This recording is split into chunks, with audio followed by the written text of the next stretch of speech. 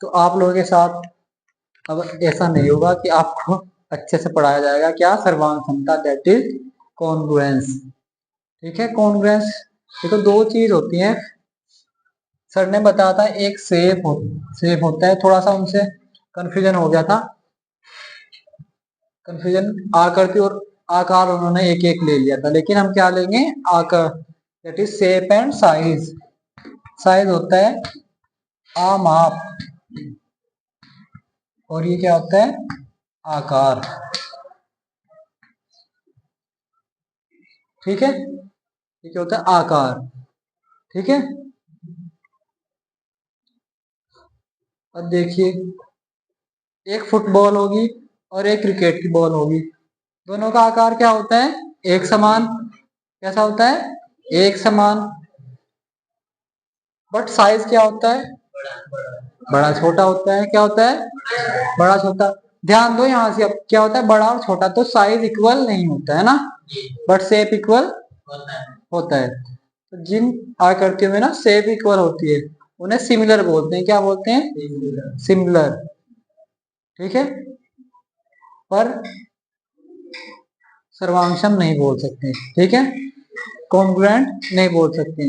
जिनका शेप भी इक्वल हो जाए, शेप भी समान हो जाए और साइज भी समान हो जाए, दैट इज आकार और आमाप। माप क्या होता है माप मतलब मापना है ना, मतलब लंबाई चौड़ाई, या अगर कोई जैसे सिर्फ स्फेयर है ना, क्रिकेट की गेंद और वॉलीबॉल क्या है स्फेयर मान के चलते हैं ना, स्फेरिकल है उसमें क्या लेंगे रेडियस दैट इज त्रिज्या लेंगे ना उसकी।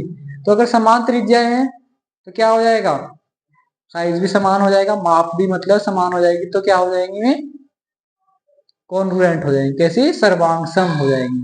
जैसे अगर एक ही जैसे जो वॉलीबॉल का मैच हुआ था उसमें दो समान साइज की वो ले गए थे ना बॉल्स, तो सेम रेडियस थी, तो माप भी क्या थी आमाप। साइज मतलब सेम था और आकार तो कैसा था गोलाकार। गोलाकार था ना, तो आकार भी समान और साइज भी सेम, तो इसलिए उन्हें क्या बोलते थे सर्वांग सम। सर्वांग सम मतलब सभी अंग समान। सर्वांग सम सर्व प्लस अंग प्लस सम, समता है ना, तो सर्वांग सम सर्व अंग समान हो ऐसी आकृतियां क्या कहलाती हैं सर्वांग सम कहलाती हैं। सच फिगर्स आकार कॉन्ग्रुएंट फिगर्स। ठीक है, अब हमारे पास चैप्टर का नाम है ट्रायंगल दैट इज त्रिभुज।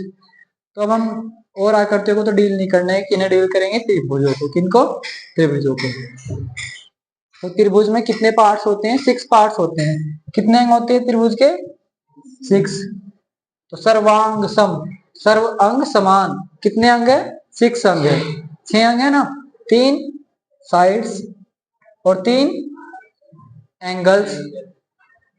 और कैसे वाले एंगल अंदर वाले अंतः कोण। कैसे कोण अंतः कोण। बाह्य कोण भी तो होते हैं ना, बट हम क्या लेते हैं अंतः कोण, क्योंकि अगर हमें अंतः कोण पता है तो बाह्य कोण हम जाहिर सी बात है निकाल सकते हैं। 180 में से माइनस करते हैं तो बाह्य कोण भी निकल जाएगा, निकल जाता है ना। जैसे इस साइड का ये बाह्य कोण निकालना है तो ये 180 में से माइनस करेंगे तो बाह्य कोण हमारे पास ऑटोमेटिकली आ जाएगा। तो इसलिए हम क्या कह सकते हैं कि त्रिभुज में कितने अंग होते हैं छह अंग होते हैं। ठीक है, अब कोई दूसरा त्रिभुज है वो कब इसके सर्वांग सम होगा जब इसके छह के छह अंग सर्वांग समान मतलब सभी अंग समान होंगे कि तीनों साइड भी उसके समान। अब तीनों साइड ऐसे भी तो हो सकता है कि कोई विषमबाहु त्रिभुज है जिसकी तीनों भुजाएं असमान है ना, एक समान ना हो। और दूसरा त्रिभुज ये है, ये इसके सर्वांग कब होगा जब इसकी तीनों भुजाएं संगत भुजाएं है ना, संगत भुजाएं आपस में बराबर हो और संगत कोण भी आपस में क्या हो बराबर हो। जैसे इसके संगत भुजा ये दिख रही है हमें, अगर ये बराबर हो जाए किसमें माप में। आकृति तो सेम है ना, कैसी है सेम लग रही है ना आकृति, बस से पलट के रख दिया गया। आकार क्या है सेम है ना। अब साइज देखना है, इसके सिमिलर इसके समान माप की ये हो जाए और इसके समान माप की ये हो जाए, तो इन दोनों ट्राइंगल्स को हम क्या बोल देंगे सिमिलर नहीं सर्वांग सम। क्या बोल देंगे सर्वांग सम। क्योंकि सिमिलर में हमें साइज देखने की जरूरत नहीं होती है, केवल केवल क्या देखने की जरूरत होती है, आकार। क्या देखने की, आकार। समझे ना, वो आप 10th में पढ़ोगे, सिमिलर ट्रायंगल्स। ठीक है, अभी आपको क्या देखना है, सर्वांग सम। ठीक है, तो 10th क्लास में बहुत हार्ड है सिमिलैरिटी इन ट्रायंगल्स। अगर ये समझ में आएगा तो वो बहुत इजीली समझ में आ जाएगा, और नंबर भी फुल मिलते हैं इन टॉपिक्स पर। तो साइज, आकार, और साइज मतलब माप और शेप, आकार। और जो एंगल्स होंगे, जैसे इस साइड के सामने कौन सा एंगल है, ये वाला एंगल। तो अगर ये थीटा ले लिया ना, ठीक है, तो इसके ये ऐसे ऐसे ही देते, थीटा नाम ही देते भी। इसके सामने वाला एंगल ये है, और इसके सामने वाला एंगल ये हो जाए, है ना, ये भी आपस में बराबर हो। ठीक है, तो इसके संगत कोण ये हो, इसके संगत भुजा ये है, संगत भुजा क्या है, आपस में बराबर। इसके संगत भुजा ये है, और इसके संगत भुजा ये है। ये क्या है, संगत भुजा है, आपस में बराबर। और संगत कोण कैसे देखेंगे, इसके सामने वाला ये कोण किसके संगत होगा, इसके सामने वाले की संगत। अगर ये भी आपस में बराबर हो जाए, इस वाले के संगत कौन सा होगा, ये वाला, ये भी आपस में बराबर हो जाए। और इसके संगत इसके सामने वाला कौन, ये, और डबल के सामने वाला कौन। अगर ये आपस में बराबर हो जाए तो 6 के 6 अंक क्या हो गए, समान हो गए ना, एक दूसरे से अगर कंपैरिजन करें तो सर्व अंग समान, सर्वांग सम, कैसे त्रिभुज कहलाए, सर्वांग समान।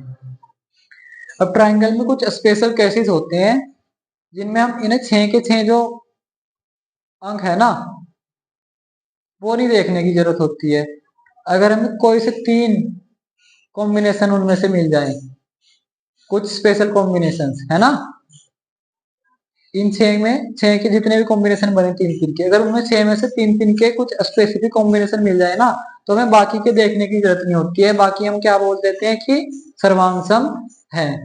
ठीक है, और जैसे मैथ्स में कुछ चीजें ऐसी होती हैं, एक चैप्टर आपका यूक्लिडियन ज्योमेट्री, यूक्लिड का ज्यामितीय परिचय, आपका चैप्टर पूरा उसी पर बेस है, उस क्लास में पढ़ा भी दिया गया वो। ठीक है, बट वो उसमें एक चीज है कि मैथमेटिक्स में कुछ चीजें ऐसी होती हैं जो क्या मानी जाती हैं, यूनिवर्सल ट्रूथ, सार्वभौमिक सत्य। क्या मानी जाती हैं, सार्वभौमिक सत्य। मतलब वो दिखती ही हैं, जैसे कोई ये पूरी चौक है, ठीक है, उसका एक एक्सियम है, एक्सियम दैट इज अभिग्रहित। जो यूक्लिड था उसने 5 7 तो क्या दिए, अभिग्रहित दिए, क्या दिए, 7 अभिग्रहित, और 5 क्या दिए, अभिधारणाएं। क्या दी, 5 अभिधारणाएं। कितनी अभिधारणाएं दी, 5। किसने, यूक्लिड ने। तो एक अभिग्रहित ये है कि जो संपूर्ण भाग है, वो संपूर्ण जो है वो भाग से बड़ा होता है। क्या होता है, संपूर्ण भाग से बड़ा होता है। अब ये चीज है, इस जैसे कंप्लीट है ना, होल है ना, पूर्ण है, अब इसे तोड़ दिया गया तो ये किसके भाग हो गए ना, इसके पार्ट्स हो गए। अब ये जो संपूर्ण है ये इन भागों से तो बड़ा था ही, इस चीज, ये तो यूनिवर्सल है, हमें ऐसे पता लग रही है, इसे प्रूफ करने की जरूरत थोड़ा ही है।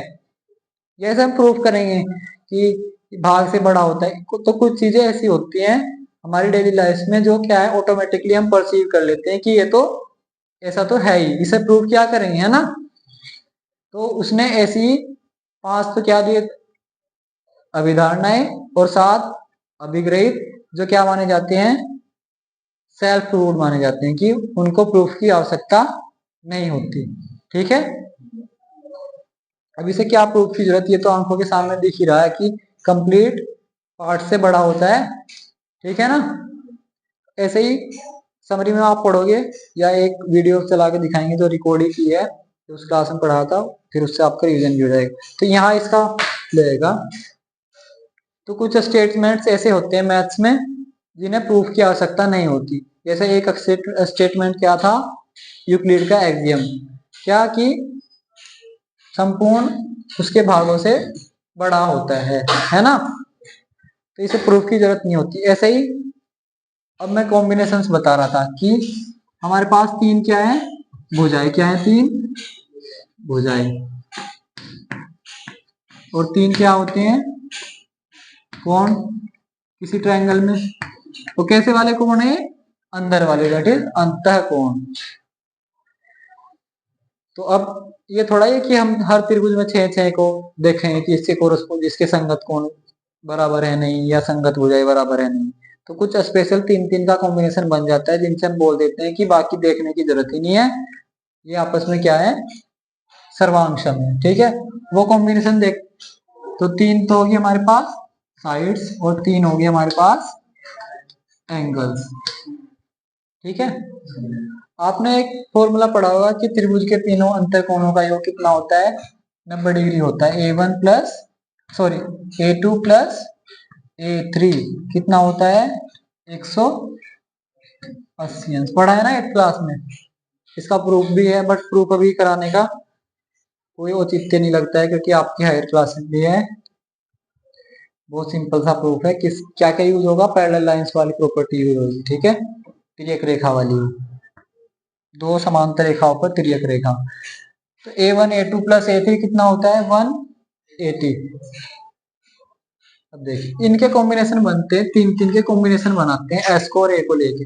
या तो तीनों क्या हो जाए, साइड्स हो जाए, पहला कॉम्बिनेशन। दूसरा कॉम्बिनेशन, इनके बीच में एक एंगल आ जाए। ठीक है, चौथा कॉम्बिनेशन, एंगल एंगल आ जाए और बीच में साइड ले लें। ठीक है, चौथा कॉम्बिनेशन सॉरी क्या बन सकता है, एंगल एंगल साइड। ये भी तो हो सकता है ना। एक कॉम्बिनेशन हो सकता है एस ए ए, ये भी हो सकता है ना, ये नहीं हो सकता, हो सकता है ना। और हो सकता है कि एस एस ए, ठीक, और ए एस एस हुआ ये भी। और बता रहे ना, कोई दो बार तो नहीं आया, ए ए ए। अब बताओ कोई माइंड में आ रहा है क्या कि तीन तीन का ये जो ग्रुप है और कोई बन सकता है क्या, आठ आए हमारे पास में, और नहीं बन सकता ना, पॉसिबल नहीं है और बनाना। ठीक है, अब देखते हैं।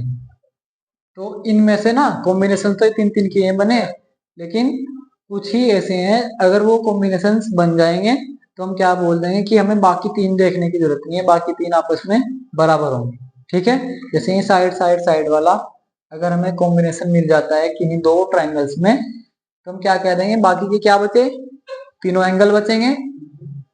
इस केस में क्या बचेंगे, तीनों एंगल्स बचेंगे कि वो भी क्या है, आपस में संगत कोण, आपस में क्या हो जाएंगे, सभी तीनों के तीनों बराबर हो जाएंगे, उन्हें देखने की जरूरत नहीं है अगर ये वाला रूल लगा। ठीक है, दूसरे में भी यही केस है, तीसरे में भी यही केस है, और चौथे में देखते हैं। भाई चौथा देखो, चौथे में भी यही केस है। जब प्रूव करेंगे ना फिर बताएंगे कि क्या है रीजन। ये वाला ये भी वैलिड है। ठीक है, और ये जो दोनों है, ये और ये, ठीक है, ये जो दोनों है ये इसके सिमिलर है। कैसे, कि जब हमें दो कोण दे दिए गए ना, है ना, किसी ट्रायंगल में, तो हम तीसरा आराम से निकाल सकते हैं। तो ये दो कोण हमारे पास हैं, तीसरा किस फॉर्मूले से निकालेंगे, इस फॉर्मूले से। ठीक है ना, तो चौथा भी आ गया।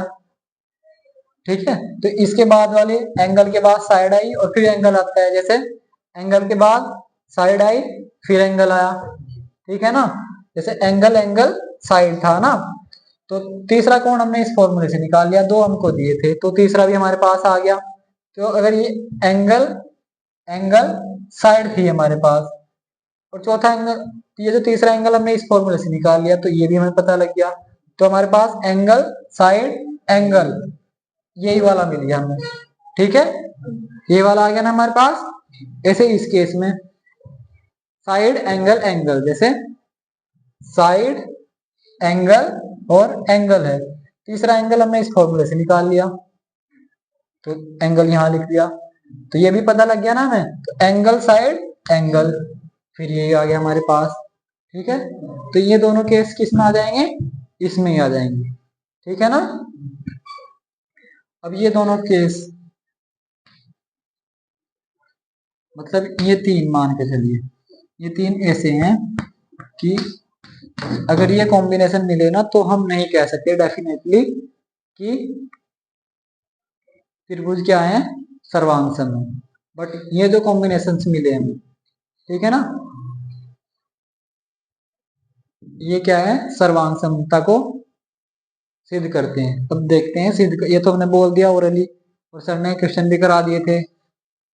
अब हम इन्हें करते हैं प्रूफ। इनमें से एक जो रूल होता है सर्वांग समता का, एक कॉम्बिनेशन क्या होता है, उसे प्रूफ की जरूरत नहीं होती। किसकी जरूरत नहीं होती, प्रूफ की जरूरत नहीं होती। वो क्या माना जाता है, अभिग्रहित माना जाता है। क्या माना जाता है, अभिग्रहित। अभी बताया ना, जिसे प्रूफ की जरूरत नहीं होती उसे क्या बोलते हैं, अभिग्रहित या एक्सियम बोलते हैं। जैसे कंप्लीट या होल उसके पार्ट से बड़ा होता है ना, तो क्या माना जाता है, ये इसे प्रूफ की जरूरत नहीं होती। तो इन सारे कॉम्बिनेशन में से एक कॉम्बिनेशन ऐसा होता है जिसे प्रूफ की जरूरत नहीं है, ठीक है। अब देखते हैं कौन सा है वो, वन बाय वन लेते हैं।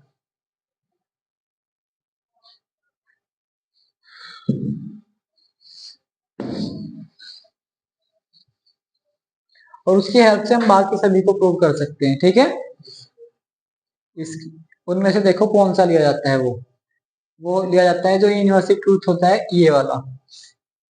कौन सा, ये वाला, साइड एंगल साइड। आप इसको ट्रिक से याद रख सकते हो, सास। सास को किसी की जरूरत नहीं होती। सास सुना है किसकी से बोलते हैं, सास पता है ना, तो वो किसी की बात नहीं मानती, इसे प्रूफ की जरूरत नहीं होती। इसे सास ट्रिक से याद रख सकते हैं, है ना।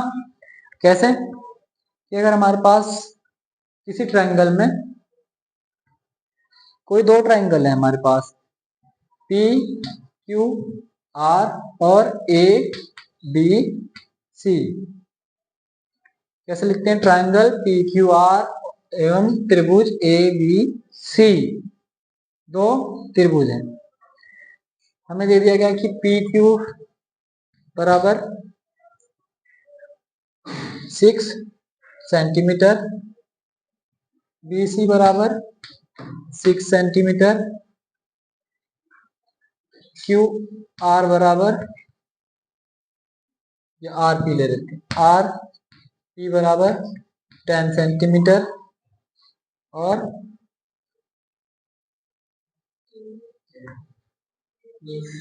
ए सी बराबर 10 सेंटीमीटर, ठीक है। और क्या है, एस ए एस, जो दोनों साइड्स होंगी, जैसे ये साइड है, एक साइड ये है और दूसरी साइड ये है, ये जो एंगल है इन दोनों के बीच का है, ठीक है। इधर उधर का एंगल नहीं लेने के, इनके, इसे बोलते हैं इंक्लूडेड एंगल। क्या बोलते हैं इसको, इंक्लूडेड एंगल, अंतर्गत कोण। क्या बोलते हैं, अंतर्गत कोण। ये भी बराबर दे दिया। अच्छा ये बताओ, पी क्यू दो ट्रायंगल बनाते हैं, पी क्यू आर और ए बी सी। तो इसमें यहाँ ले ले पी क्यू, ये थोड़ी बड़ी सी रखनी पड़ेगी एक भुजा इनमें से, क्योंकि एक भुजा क्या है 10 सेंटीमीटर, कितनी है 10 सेंटीमीटर। तो 10 वाली को थोड़ा बड़ा करते हैं,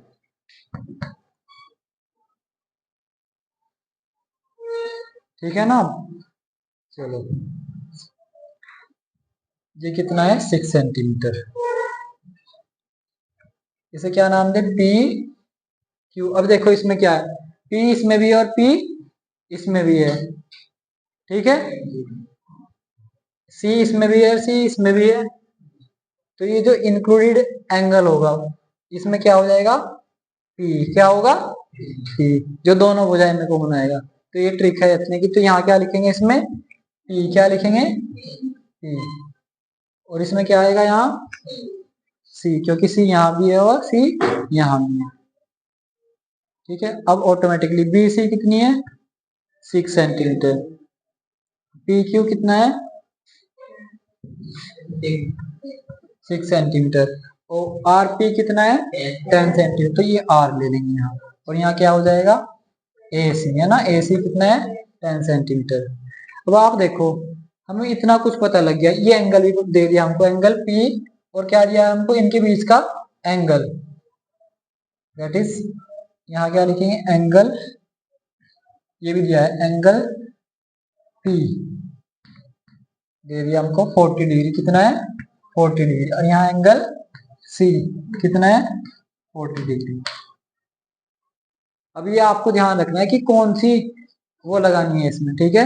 उन्होंने बहुत होशियारी से एंगल पहले दे दिया, तो आप सोचोगे ए एस एस लगेगी इसमें, क्या लगेगी, ए एस एस, ठीक है। आप कहोगे कि सर ने मना किया था, ए एस एस नहीं लगने की, ये कॉन्ग्रुएंट नहीं है। लेकिन आपको पहले ड्रा करनी है फिगर होशियारी से, कि ये कहीं इनके बीच वाला एंगल तो दे दिया ना, कि अब तो क्या बन गया, एस ए एस, क्योंकि हमारे पास ये कितना है, 6, ये कितना है 40 डिग्री, और ये कितना है 10, ये क्या है 6 और ये 40 और ये 10, क्योंकि ये क्या है, इंक्लूडेड साइड है, इंक्लूडेड एंगल है, अंतर्गत एंगल है, ठीक है। अब एक बात बताओ, त्रिभुज में 3 भुजाएं होती है ना, तो आप ही बताओ अच्छे, जब ये इक्वल है ना, ये इसके इक्वल है, ये इसके इक्वल है, और ये दोनों कोण भी आपस में बराबर ही हैं, तो आप सोच के बताओ कि क्या ये तीसरी भुजा आपस में बराबर नहीं होंगी, क्या बराबर होंगी ना। इसे किसी प्रूफ की जरूरत है या हमें डायरेक्ट पता लग रहा है, जैसे हम अभी बता रहे थे कि चौक को तोड़ दें तो पता लग ही जाता है कि इसके पार्ट से बड़ी है, तो इसमें भी कोई बताने की जरूरत थोड़ा ही है।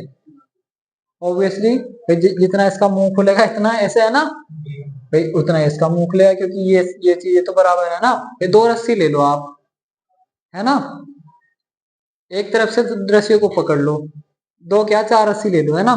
एक तरफ से यूं पकड़ लो, पी पे रख लो हाथ, एक साइड में इस पे रख लो, और एक रस्सी की लंबाई 6 सेंटीमीटर लो, और दूसरी रस्सी की लंबाई 10 सेंटीमीटर, ऐसे ही उस केस में, ठीक है। और उसे कितने, पहली रस्सी को ऊपर उठाए कितने डिग्री ले जाओ, 40 डिग्री ले जाओ, कितने डिग्री ले जाओ, 40 डिग्री ले जाओ।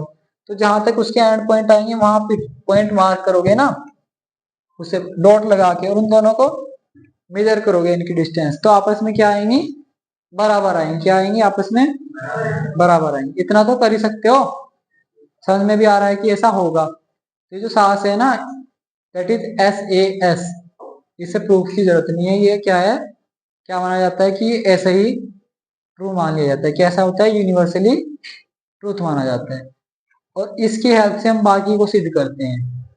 तो ये क्या माने जाते हैं, परमेय माने जाते हैं, और ये क्या माना जाता है, अभिग्रहित। क्या माना जाता है, अभी, अगर मैथ में कोई स्टेटमेंट ना हम अभिग्रहित और जो पहली वाली परमेय है उसकी हेल्प से सिद्ध करते हैं, तो उसे क्या बोला जाता है, परमेय बोला जाता है। तो ये सब क्या हो जाएंगी, परमेय, और ये क्या होगा, अभिग्रहित। क्या होगा, अभिग्रहित, क्योंकि इसे प्रूफ की जरूरत नहीं है।